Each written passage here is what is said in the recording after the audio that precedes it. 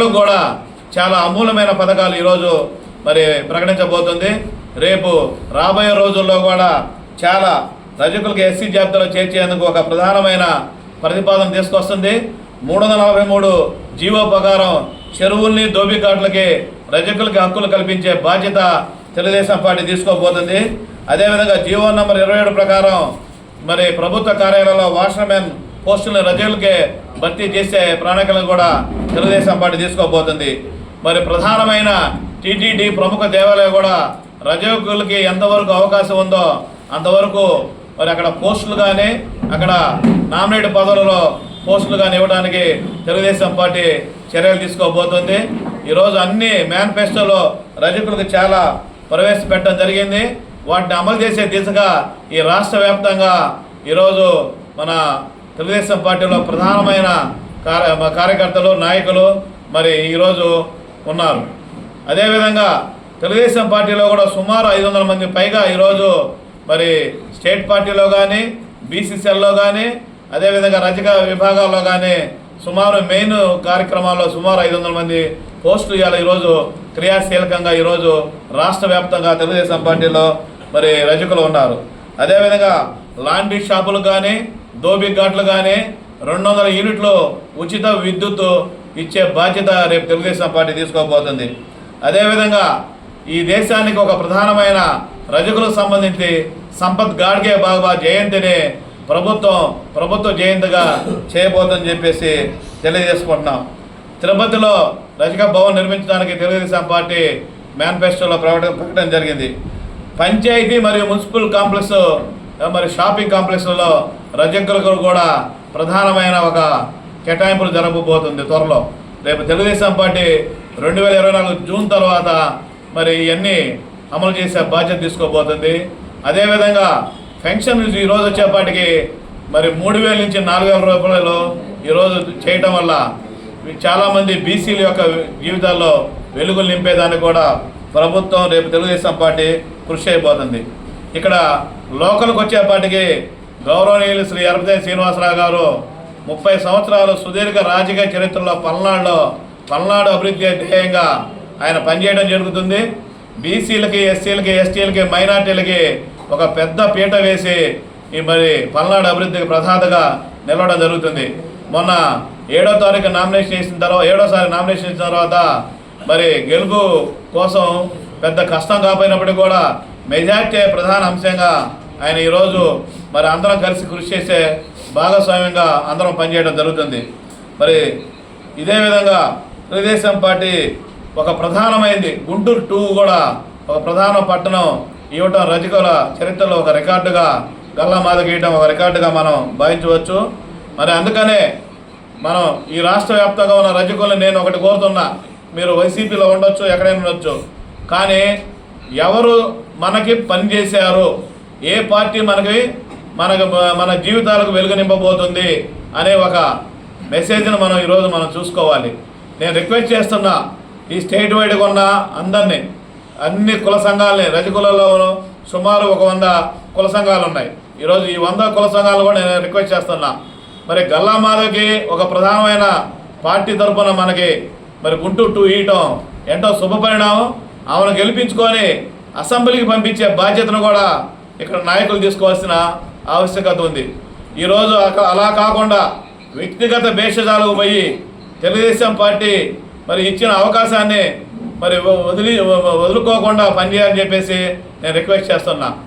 ఈరోజు ఒక సువర్ణ అవకాశం, ఇది మళ్ళీ వచ్చే అవకాశం కాదు తెలుగుదేశం పార్టీ తరఫున. కానీ మరి ఈరోజు వైఎస్ఆర్సీపీ కూడా మరి ఇస్తుందేమని చెప్పేసి అందరూ వేచి చూశారు, ఇవ్వలేదు. కాబట్టి ఈరోజు తెలుగుదేశం పార్టీని ఒక ప్రధాన ఎజెండాగా ఎన్నుకొని రాష్ట్ర వ్యాప్తంగా రజకులు మనం ఒక అవకాశాన్ని వినియోగించుకొని ఏదైతే తెలుగుదేశం పార్టీ మనకు కల్పించిన అవకాశాన్ని దాన్ని సద్వినియోగం చేసుకోవాల్సిందిగా మీ అందరినీ కోరుకుంటున్నాను.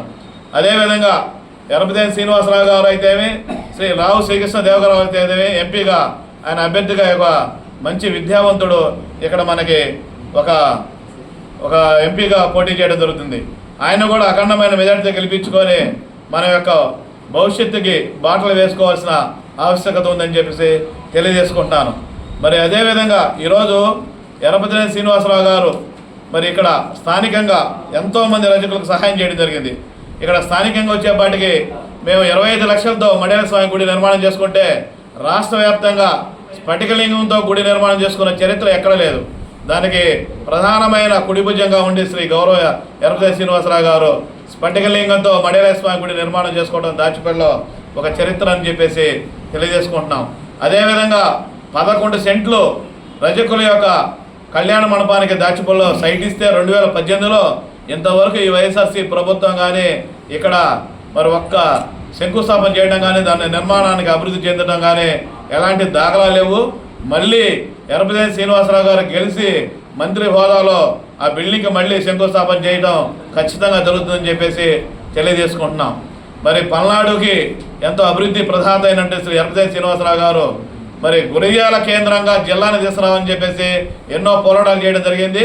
కానీ కాసు మహేశ్వర రెడ్డి గారు ఒక్కరోజు కూడా ఈ పల్నాడు జిల్లా కేంద్రంగా గురిజాలని మేము తీసుకొస్తాం, దానికి మద్దతు ఇస్తామని చెప్పి చెప్పడం కూడా లేదు. మరి అలాంటి వ్యక్తి కావాలా, ఇక్కడ అభివృద్ధి చేసే ఎర్రపతి శ్రీనివాసరావు కావాలా అని చెప్పేసి మనం ఇక్కడ బడుగు బలహీన వర్గాలు మైనార్టీలు మరి మనం ఆలోచించుకోవాల్సిన ఆవశ్యకత ఉంది. ఈరోజు అభివృద్ధి ప్రధాత అయిన శ్రీ ఎర్రపతి శ్రీనివాసరావు గారు ఎన్నో సంక్షేమ పథకాలు 2014 నుంచి 2019లో 175 సంక్షేమ పథకాలు ప్రజలు తెలుగుదేశం పార్టీ ప్రవేశపెట్టినప్పటికీ కూడా కొంతమందికి సంక్షేమ ఫలాలు అందనప్పటికీ కూడా మరి ఆయన సొంతగా వ్యక్తిగతంగా ఎంతోమందికి మరి సొంత డబ్బులు ఇచ్చి ఆదుకున్న వ్యక్తి శ్రీ ఎర్రపతి శ్రీనివాసరావు అని చెప్పేసి మేము అందరూ తెలియజేసుకుంటున్నాం. అలాంటి మహనీయుడిని గెలిపించుకోవాల్సిన బాధ్యత మనందరం బుధస్కంధాల మీద ఉందని చెప్పేసి ఇక్కడ నేను తెలియజేసుకుంటున్నాను. మరి రేపు మే 13 జరిగిన ఎన్నికలలో ఇది రాష్ట్ర వ్యాప్తంగా తెలుగుదేశం పార్టీ వైసీపీకి జరుగుతున్న ఒక ప్రచండ యుద్ధం. అవినీతికి అరాచానికి మరి మంచితనానికి మధ్య జరుగుతున్న ఒక యుద్ధం. ఈ యుద్ధంలో ప్రతి వ్యక్తి కూడా తెలుగుదేశం పార్టీకి ఓటు వేసి మరి సైకిల్ గుర్తుకి శాసనసభకి లోక్సభకి 2 ఓట్లు వేసి మంచితనానికి మరి ఓటేయాలని చెప్పేసి రాష్ట్ర వ్యాప్తంగా రజకుల్ని మరి ఇక్కడ గురిజాల నియోజకవర్గంలో కోరుకోవడం జరుగుతుంది. మరి నేను అడుగుతున్న ఒక విషయం, నిన్న పల్లెగుంతలో జరిగిన ఒక ప్రజలు ప్రశ్నిస్తే మరి ఈరోజు కాసు మహేశ్వర రెడ్డి ఆ రోజు అక్కడ ఏ విధంగా మాట్లాడాడో మనం కూడా ఆలోచించాలి.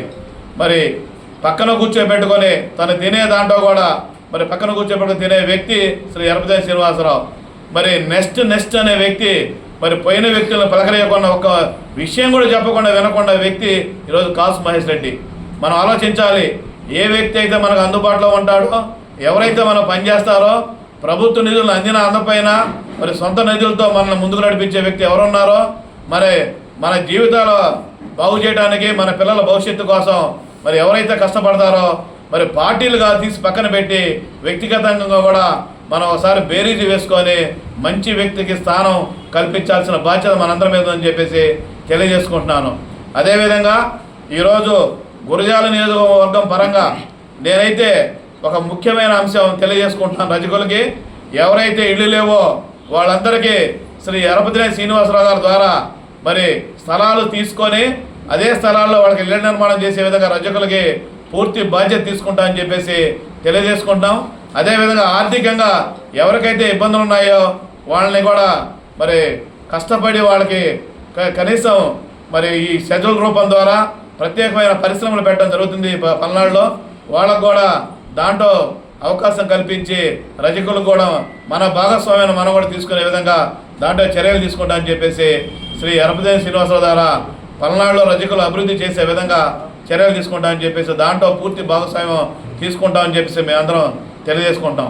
అదేవిధంగా మరి ఇక్కడ పల్నాడు ప్రాంతంలో ఎవరైతే చదువుకొని ఈరోజు అభివృద్ధి చెందారో వాళ్ళకి మరి ఉద్యోగాలు లేవేవో వాళ్ళకు కూడా మొన్న ఎర్రపతి శ్రీనివాసరావు గారు మరి అక్కడ కాలేజీలో పెట్టి సుమారు 10,000 మంది హాజరైతే సుమారు 1,650 మందికి ఉద్యోగాలు కల్పించడం జరిగింది.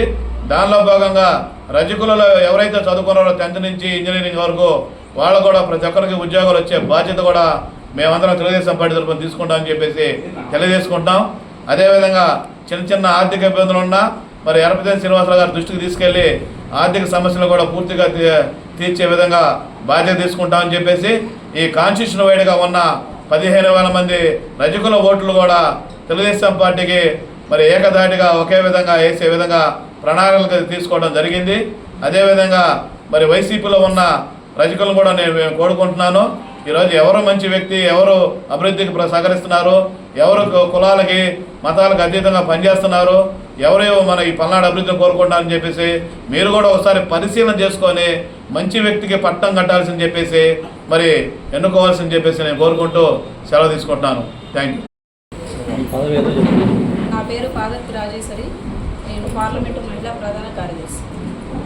ఈరోజు తెలుగుదేశం పార్టీ రజకులకు ఆత్మగౌరవాన్ని నిలబెట్టిందని దానికి కృషిగా మేము తెలుగుదేశం పార్టీ అధికారంలోకి రావడానికి నారా చంద్రబాబు నాయుడు గారు, అదేవిధంగా ఎర్రపతినేని శ్రీనివాసరావు గారు, అదేవిధంగా ఎంపీ లావు శ్రీకృష్ణదేవరాయలు గారు గెలుపు కోసం మా రజక సంఘం తరఫున ప్రతి ఒక్కళ్ళు కృషి చేస్తామని తెలియజేస్తున్నాను. ఆ రోజు ఒక రజక మహిళ మునిరాజమ్మని ఏ విధంగా వేధించారు అనేది మనం అందరం గమనించాం. కానీ ఈరోజు తెలుగుదేశం పార్టీ ఒక రజక సోదరిని ఒక ఎమ్మెల్యే పదవిచ్చి ఏ విధంగా మనల్ని గౌరవిస్తున్నారు. రజకులు మీరు అన్నం పెడతాము తినాలని మాట్లాడిన సజ్జల రామకృష్ణారెడ్డి గారికి ఒకటే చెప్తున్నాం, మేము భోజనాల కోసం రాలేదు, మా ఆత్మగౌరవం కోసం వచ్చాం.